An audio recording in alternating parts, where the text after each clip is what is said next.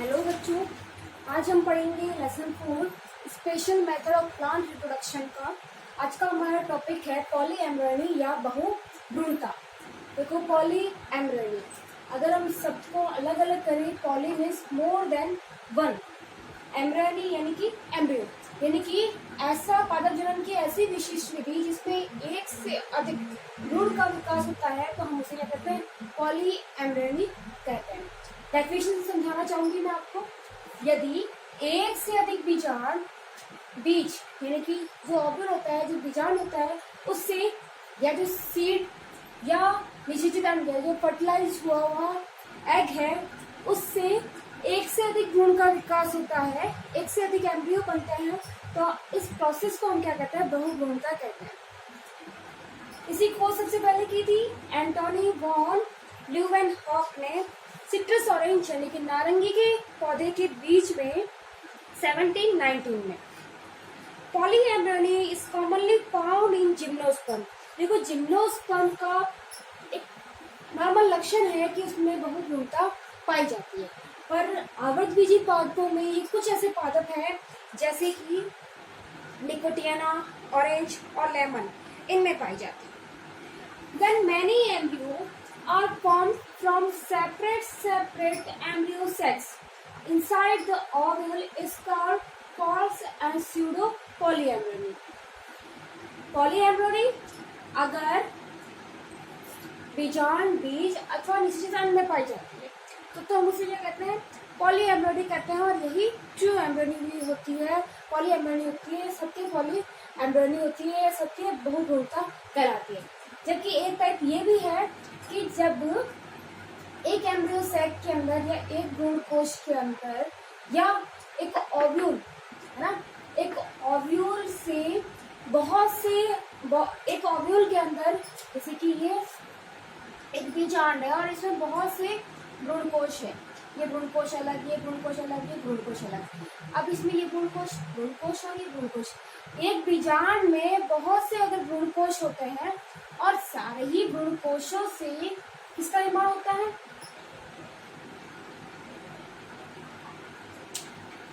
Embryo का निर्माण होता है या भ्रूण का निर्माण होता है, तो हम उसे पॉली एम्ब्रियो कहते हैं। आपको देखना, when many embryos are formed from separate embryo set, अलग अलग भ्रूण कोशों से बहुत सारे भ्रूणों का परिवर्तन होता है किसके अंदर? ओव्यूल के अंदर, तो हम उसे क्या कहते हैं? फॉल्स और स्यूडो पॉली एम्ब्रॉयडरी। जबकि एक ही बीज अथवा निषेचित अंड से होता है, तो हम उसे सत्य बहुभ्रूणता या बहुभ्रूणता कहते हैं। अब बहुभ्रूणता के कई से कारण हो सकते हैं, जिन्हें मैंने इन पॉइंट्स में बांटे हुए हैं। The causes of poly embryony are as follow. First है हमारा प्राग भ्रूण में विदलन से। प्राग भ्रूण में विदलन से यानी कि causes of poly embroidery,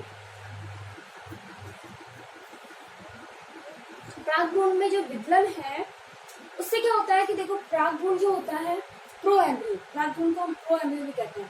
pro embryo जो होता है उसमें कई बार ऐसा होता है कि प्रो एम्ब्रियो डेवलप, फर्टिलाइजेशन हो गया, इसके बाद में जो एम्ब्रियो बनने की प्रक्रिया होती है उससे जस्ट पहले जो एम्ब्रियो होता है उसे प्रो एम्ब्रियो कहते हैं। तो प्रो एम्ब्रियो में क्या होता है? क्लीवेज होता है। क्लीवेज यानी विदलन होने से, जो विदलन होने के बाद में जो कोशिकाएं बनती है, वो प्रत्येक कोशिका क्या बना लेती है? बहुत सारे भ्रूण बना लेती है, तो इसी को हम बहुभ्रूणता कहते हैं। किस कारण से हुई? प्राग भ्रूण के अंदर विदलन से या cleavage in pro embryos. Second है हमारा भ्रूण कोश में अंड कोशिका के साथ साथ अन्य कोशिका से भी भ्रूण के विकास है। भ्रूण कोश जो होता है उसमें एग सेल से तो फर्टिलाइजेशन होगा और नए नए एम्ब्रियो का डेवलपमेंट होता है, जैसा कि हम जानते हैं। पर पॉली एम्ब्रॉयडरी में क्या होता है कि इसके साथ साथ किसी अन्य कोशिका से भी भ्रूण का परिवर्तन हो जाता है। मैं यहाँ समझाना चाहूंगी डायग्राम की सहायता से। ये देखना, ये हमारा एम्ब्रियो सेट, यहाँ पे एग सेल, ये सिनर्जिक सेल, यहाँ एंटीकोडल सेल और ये सेकेंडरी न्यूक्लियस। एग सेल से तो डेवलपमेंट होगा ही, तो हम उसे क्या कहते हैं? एम्ब्रियो कहेंगे। पर एग सेल के अलावा किसी अन्य कोशिका से भी क्या होता है? भ्रूण का परिवर्तन हो जाता है। एक ही बीजांड में एक से अधिक भ्रूण कोशों के विकास है। अगर ये भ्रूण कोश कहाँ होता है? बीजांड में होता है। और बीजांड में एक से अधिक अगर भ्रूण कोश होंगे, है ना, एक से अधिक भ्रूण कोश होंगे, जैसे कि एक भ्रूण कोश यहाँ है, एक भ्रूण कोश यहाँ है, एक भ्रूण कोश यहाँ है, एक भ्रूण कोश यहाँ है, और ये इनके बाहर के अध्यावरण होंगे। तो एक से अधिक भ्रूण कोशों के विकास से भी क्या हो जाता है, बहुभ्रूणता जो है वो पाई जाती है। ये इसकी सेल्स हो गई तीनों। तो जितने भी भ्रूण कोश होंगे उस प्रत्येक भ्रूण कोश से नए भ्रूण का परिवर्धन होता है। तो इसी को हम क्या कहते हैं कि एक ही बीजांड में एक से अधिक भ्रूण कोशों के विकास हो जाने से ही बहुभ्रूणता जो है वो पौधों में पाई जाती है। नेक्स्ट है हमारा बीजांड की बीजाणुकृत कोशिका की सक्रियता से। हमने देखा था कि जो नर युग्मकोद्भिद और मादा युग्मकोद्भिद होते हैं वो सबसे पहले बीजाणुकृत कोशिका के सक्रियण से उनका निर्माण होता है। लघु बीजाणुधानी और बृहद बीजाणुधानी निर्माण करता है। तो जो आर्किस्पोरेज सेल्स होती है कई बार उन्हीं की सक्रियता से ही जो है नए भ्रूण का निर्माण होता है। तो बीजांड की बीजाणुकृत कोशिका की सक्रियता से कई बार नए भ्रूणों का विकास हो जाता है, कई सारे भ्रूणों का विकास होता है, इसे हम पॉलीएम्ब्रियोनी कहते हैं। तो ये तो थे हमारे पॉलीएम्ब्रियोनी के कारण। अब हम पढ़ेंगे इन्हीं को मैंने आगे जाके डिवाइड किया है और ताकि आपको अच्छे से समझ में आ जाए।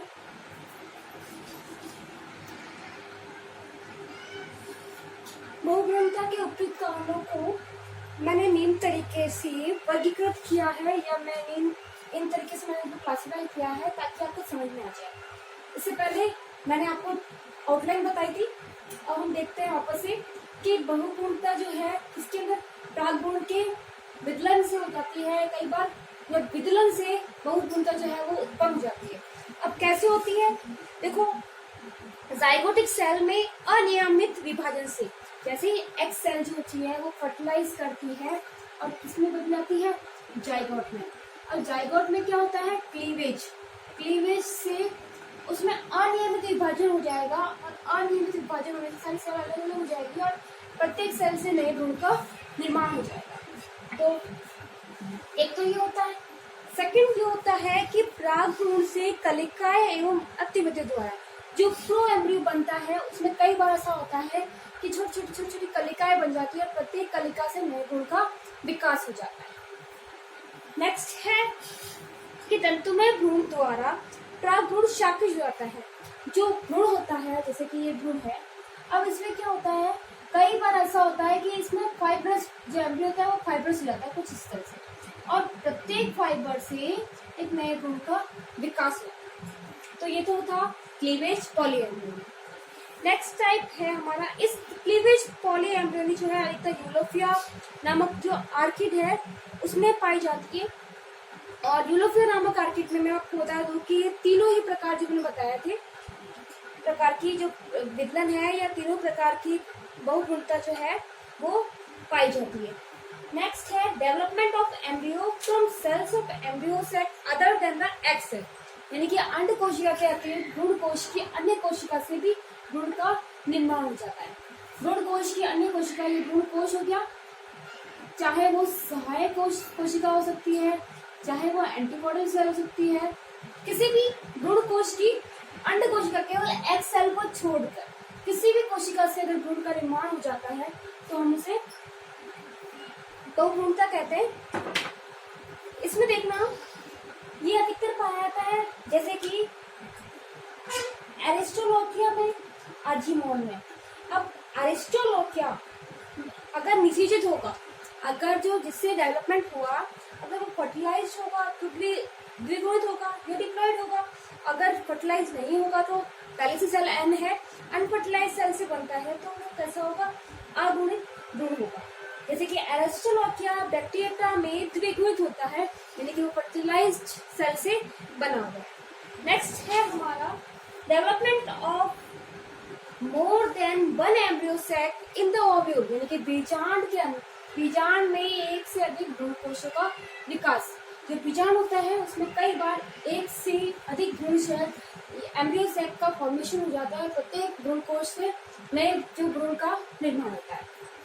जैसे देखना कुछ आवर्ती की पात्र जैसे कैजुराइना मोंटाना आदि में एक से अधिक बीजांड में से अधिक भ्रूणकोश विकसित हो जाते हैं तथा प्रत्येक भ्रूणकोश में उपस्थित अंड कोशिका निषेचन के पश्चात भ्रूण का निर्माण करती है। यानी कि जो एक्स सेल होती है वो भी फर्टिलाइजेशन के बाद किसका निर्माण करेगी? भ्रूण का निर्माण करेगी। इस प्रकार का बीजांड में एक से अधिक भ्रूण विकसित हो जाते हैं। नेक्स्ट है कि जो न्यूक्लियस है या फिर जो इंटीग्यूमेंट है उनसे जो भ्रूण का निर्माण होना, क्योंकि बीजांड में उपस्थित बीजांड का जिसे हम न्यूक्लियस कहते हैं और अत्यावरण यानी कि इंटीग्यूमेंट, इनसे अगर भ्रूण का निर्माण हो जाता है। आपको आपस में देख लेना बीजांड काय किसे कहते हैं। बीजांड काय ये ऊपर वाली 3 कोशिकाएं, प्रतिद्वंदी कोशिका है, ये द्वितीय केंद्रक और ये एक्स सेल और ये सिनर्जिड सेल, ये जो इसके चारों तरफ जो है इसे हम कहते हैं न्यूक्लियस या बीजांड काय। और ये जो बाहर की ओर 2 अध्यावरण द्वारा घिरा होता है जो कि सीड फॉर्मेशन के समय ये 2 सीड कॉर्ड में बदल जाते हैं, इन्हें हम क्या कहते हैं? Integument, outer integument and inner integument. कई बार ऐसा होता है कि भ्रूण का निर्माण या तो न्यूक्लियस से हो जाता है या फिर इंटीग्यूमेंट से हो जाता है। तो अब है नेक्स्ट टॉपिक है हमारा बहुभ्रूणता में सार्थकता या सिग्निफिकेंस ऑफ पॉलीएम्ब्रियोनी, कि अगर पॉलीएम्ब्रियोनी होती है तो क्या सार्थकता जो है वो होती है या इसके हमें क्या क्या फायदे। थैंक यू बच्चों।